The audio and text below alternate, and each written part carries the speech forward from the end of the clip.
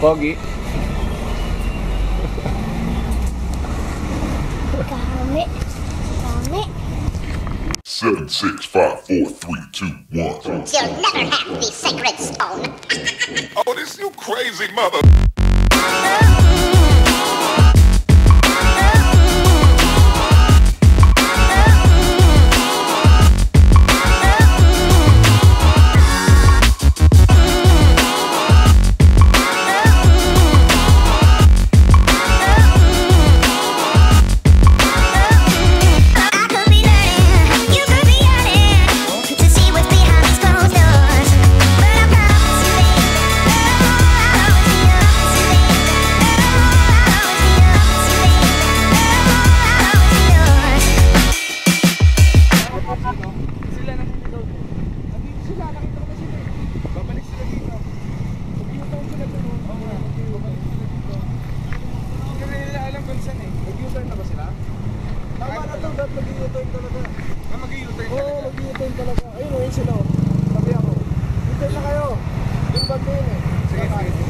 Nagkakaligawan na po mga kaibigan. Yung mga nakakotse, naliligaw na.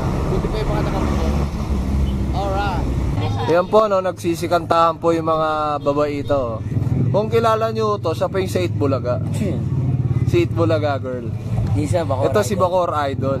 Isa, bro. Ito, wala lang. Ay, isa. Ay, si tawag ng Masali ka dun, Ib? Sumali ka na dun. Ito, boss, si Bembol Rocco. Ito si Bembol Rocco. Bembol Rocco. Mga kaibigan, kung mapapansin nyo po, talaga po naman, yakap sa bita. Nandito kami ngayon sa recording studio. Nagko-practice sila sa loob ngayon ng mga kantahin para sa World Youth Day. At kakanta rin ako. Tara, pasok tayo sa loob.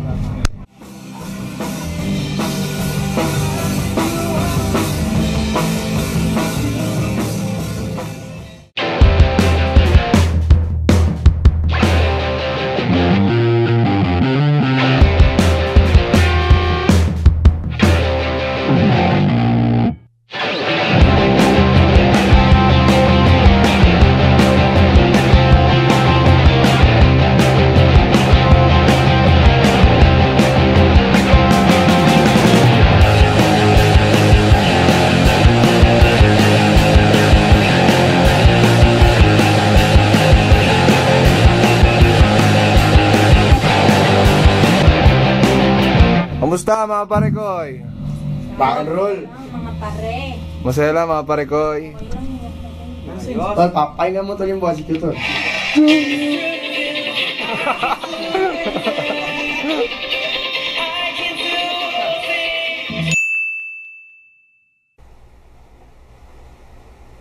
Uy, andyan ka pala.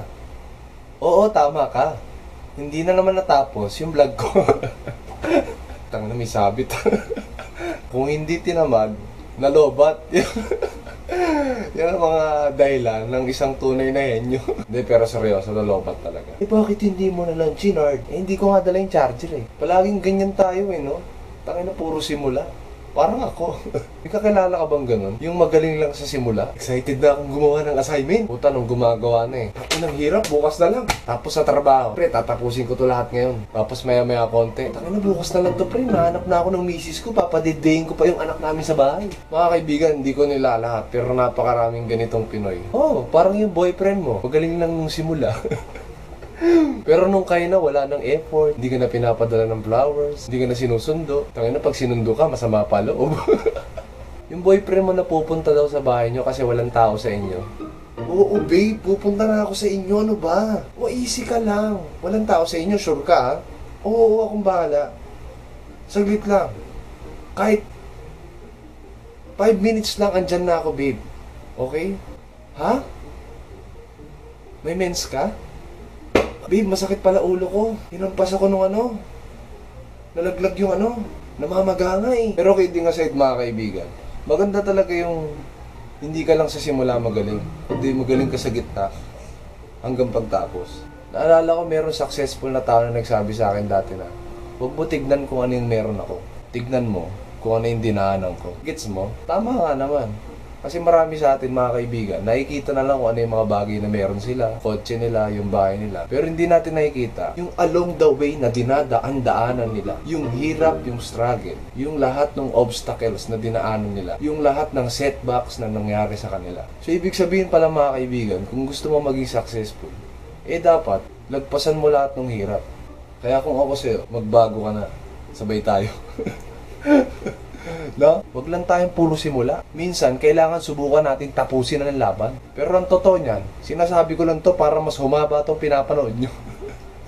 Wala akong maidugtong at least tinapos ko. At alam kong kayong mga loyal na chicken feet gang dyan, hindi nyo lang basta sinimulan to. Alam kong tinapos nyo.